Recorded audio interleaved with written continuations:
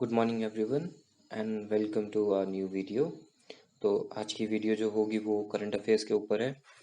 और जैसा कि आप सबको पता है हमने स्टार्ट किया था पॉलिटी के साथ एंड पॉलिटी की 2 क्लासेस हो चुकी हैं ऑलरेडी।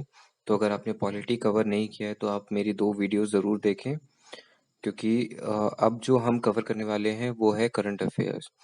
तो जैसा कि सबको पता है करंट अफेयर्स का जो वेटेज है आजकल के एग्जाम्स में वो बहुत ज़्यादा बढ़ चुका है। एंड इतना ज़्यादा बढ़ चुका है कि अगर आप बाकी सब्जेक्ट्स को छोड़ भी देते हैं या उनको नेग्लेक्ट भी कर देते हैं बाय चांस, अगर आपके पास टाइम नहीं है तो आप करंट अफेयर्स को प्रिपेयर करके जाएंगे तो आप इजीली सारे सब्जेक्ट्स के क्वेश्चंस को कवर कर सकते हैं। आई मीन जितना जितना वेटेज उनका है उतना टोटल मिला के अकेला एक करंट अफेयर सेक्शन का होता है।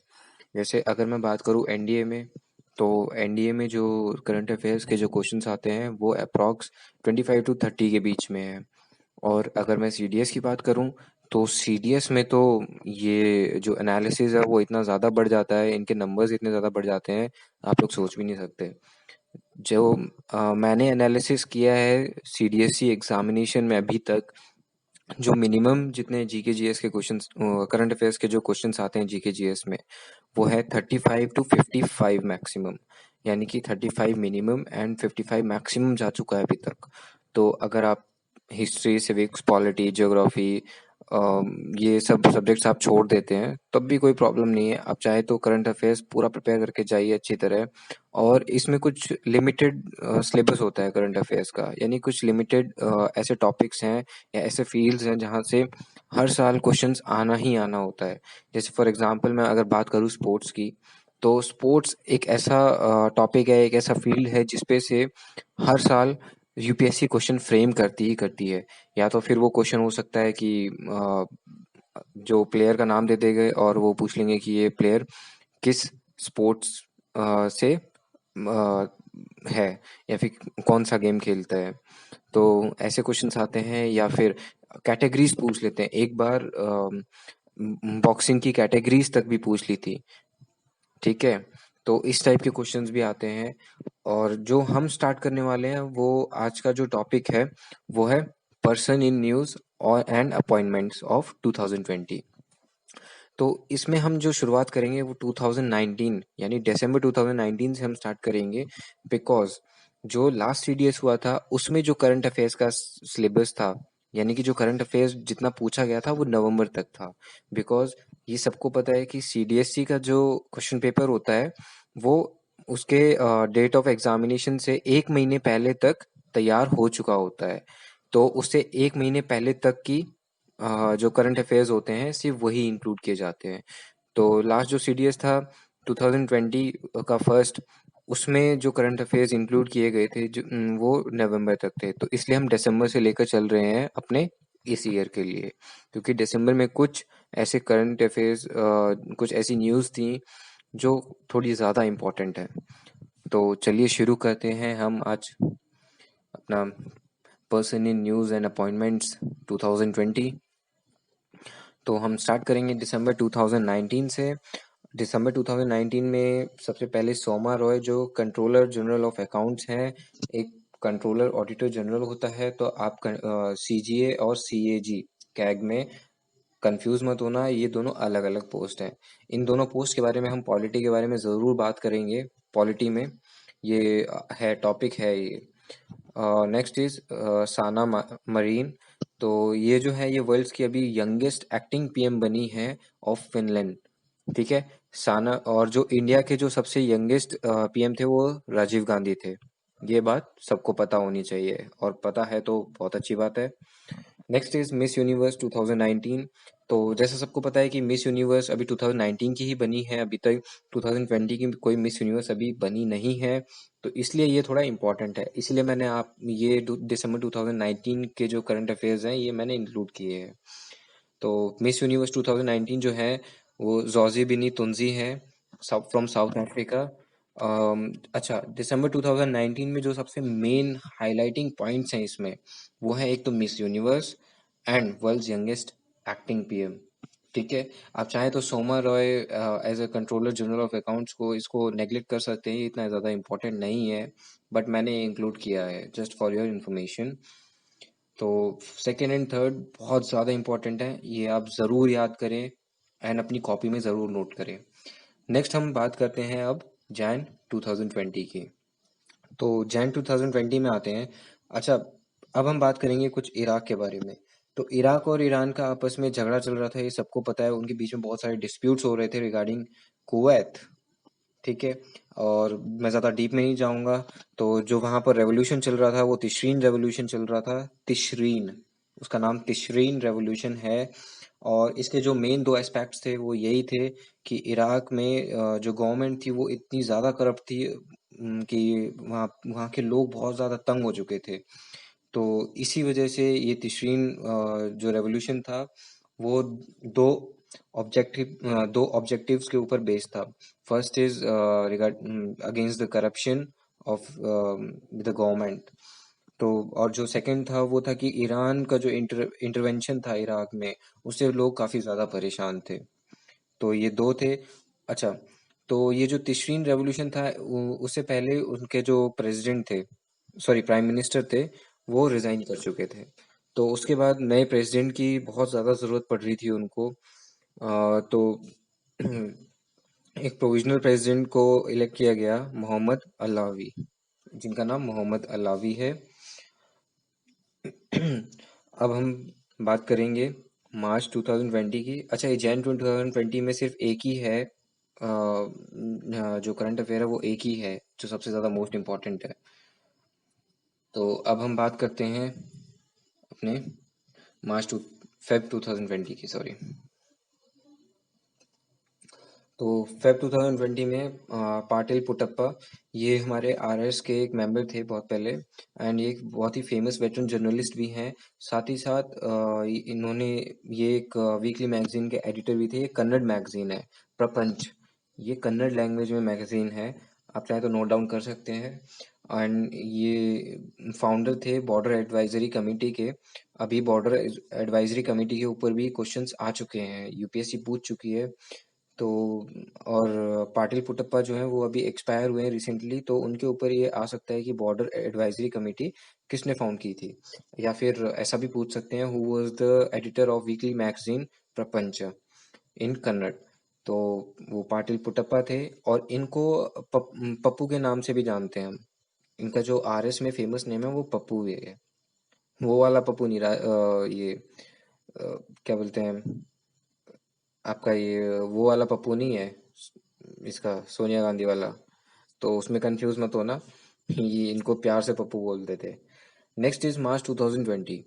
तो मार्च 2020 में, अच्छा, लास्ट ईयर 2019 की सबसे जो बड़ी न्यूज़ थी वो सत्यारूप सिद्धांता की थी। कि उस टाइम तक सत्यारूप सिद्धांता ने 7 हाईएस्ट वॉल्केनोज को क्लाइंब किया था, मतलब वो कर चुके थे। और जो बाकी बचे हुए हाईएस्ट वोल्केनोज थे वर्ल्ड में, वो उन्होंने 2019 की ड्यूरेशन में कंप्लीट किए। तो अभी उनका जो नेम है वो लिम्का बुक ऑफ रिकॉर्ड्स में डाला गया है, उसमें इंक्लूड किया गया है for climbing highest volcanoes in the world. तो इसके ऊपर क्वेश्चन ज़रूर आ सकता है, क्योंकि ये बहुत टाइम से न्यूज़ में बने हुए हैं सत्यारूप सिद्धांता।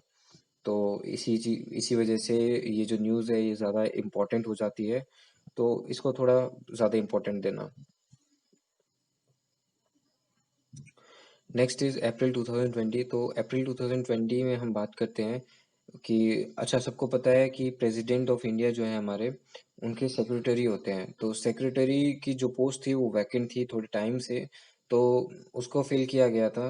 एंड जो secretary of president of India है वो इलेक्ट होते हैं थ्रू द ये आपका इलेक्टिंग कमिटी होती है, जिसमें प्राइम मिनिस्टर जो है हमारे नरेंद्र मोदी जी वो हेड होते हैं। तो जो अभी secretary of president of India है वो है कपिल देव त्रिपाठी। एंड ये ज़्यादा इम्पोर्टेंट नहीं है, आप इसको छोड़ भी सकते हैं, क्योंकि मुझे नहीं लगता कि ये एग्जाम पॉइंट ऑफ व्यू से इतना इम्पोर्टेंट है। एंड ये जो देव देव त्रिपाठी जी हैं, ये आईए एक फॉर्मर रिटायर्ड आईएएस ऑफिसर हैं। तो इसलिए मैंने ये थोड़ा नोट डाउन किया ये पॉइंट। अच्छा, नेक्स्ट हम चलते हैं अब अपने मई 2020 में। तो मई 2020 में एक सबसे ज़्यादा इम्पोर्टेंट जो न्यूज़ है वो है कि जो इराक के जो प्रोविजनल प्रेसिडेंट थे उनका जो टेन्योर था वो ख़त्म हो गया था। तो जो तिश्रीन रेवोल्यूशन था वो भी वो सप्रेस हो चुका था। तो उसके बाद उन्होंने पीएम एक न्यू पीएम को इलेक्ट किया। तो इराक की जो न्यू पीएम है वो है मुस्तफ़ा अल कदीमी। तो ये थोड़ा इम्पोर्टेंट है। एंड नेक्स्ट इज 9th में जो है वो महाराणा प्रताप सिंह वन की जो बर्थ एनिवर्सरी है या जयंती मनाई गई थी। अम, तो ये कहीं ना कहीं थोड़ा बहुत इम्पोर्टेंस रखता है, हालांकि इतना नहीं है कि एग्जाम में पूछा जाए। अच्छा, अब हम बात करते हैं थर्ड पॉइंट के बारे में। तो थर्ड पॉइंट इज द इकाबॉग। तो ये थोड़ा ज़्यादा इम्पोर्टेंट है बिकॉज ये जो स्टोरी बुक है ये जेके रॉलिंग ने लिखी है। एंड इनके इनके थ्रू और भी बुक्स लिखी गई थी, the Harry Potter and Deathly Hallows इन्होंने ही लिखी थी, तो इसलिए थोड़ा इम्पोर्टेंट है। एंड ये जो इकाबॉग है ये चिल्ड्रन स्टोरी बुक है और ये कुछ पार्ट्स में रिलीज की जा रही है, पूरी बुक नहीं रिलीज कर रहे हैं वो कुछ पार्ट्स में रिलीज होगी ये बुक्स। तो ये थर्ड पॉइंट आपको ज़्यादा इम्पोर्टेंट है, मतलब एग्जाम पॉइंट ऑफ व्यू से, तो इसको आप नोट डाउन करें। नेक्स्ट हम बात करते हैं अब जून 2020 के बारे में।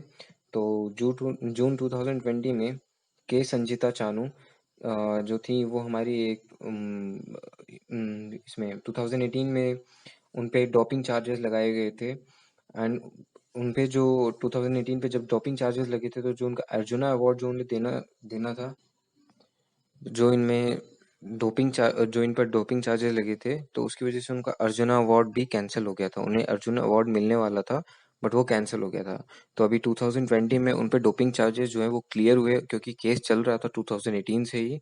एंड अभी जो गवर्नमेंट ऑफ इंडिया है हमारी, उन्होंने ये फैसला लिया है कि उनको अर्जुना अवार्ड दिया जाएगा। तो इसलिए ये फर्स्ट पॉइंट थोड़ा इम्पोर्टेंट है बिकॉज क्वेश्चन इस तरीके से फ्रेम किया जा सकता है कि which of the following Olympians was was charged with doping charges in 2018 and cleared in 2020। तो इस तरीके से आ सकता है, इस तरीके से पूछ सकते हैं कि इनमें से कौन सा प्लेयर है जो 2018 में जिस पर डोपिंग चार्जेस लगे थे एंड 2020 में उसे अर्जुन अवार्ड दिया जाने वाला है। तो के संगीतन चानू उनका नाम है। ओके, तो अब हम नेक्स्ट चलते हैं सेकंड पॉइंट, विनी महाजन। तो विनी महाजन जो थी वो हमारी first women secretary of Punjab थी। एंड ये इसलिए मैंने लिखा है क्योंकि अभी हाल ही में विनी महाजन जो है वो हमारी एक्सपायर हुई है। हालांकि वो ऑन टेन्योर नहीं थी, वो रिटायर्ड थी। बट ये पूछा जा सकता है कि who was the first women secretary of Punjab. Next, Mary W Jackson, third point. ये सबसे ज़्यादा इम्पोर्टेंट है क्योंकि इसके बारे में यूपीएससी मुझे ऐसा लगता है कि शायद शायद नहीं ज़रूर पूछेगा ही पूछेगा, क्योंकि नासा का हेडक्वार्टर का जो नेम है वो चेंज हुआ है और वो भी किसके ऊपर, एक अफ्रीकन के ऊपर। तो जो इसका नया नेम है मैरी डब्ल्यू जैक्सन, वो एक अमेरिकन अफ्रीकन है। तो इसलिए ये थोड़ा ज़्यादा इम्पोर्टेंट है क्योंकि नासा जो है वो एक अमेरिकन ऑर्गेनाइजेशन है या एक अमेरिकन इंस्टीट्यूशन है। तो अभी जो नासा का नया नेम है वो मैरी डब्ल्यू जैक्सन है। तो ये इसलिए ज़्यादा इम्पोर्टेंट है।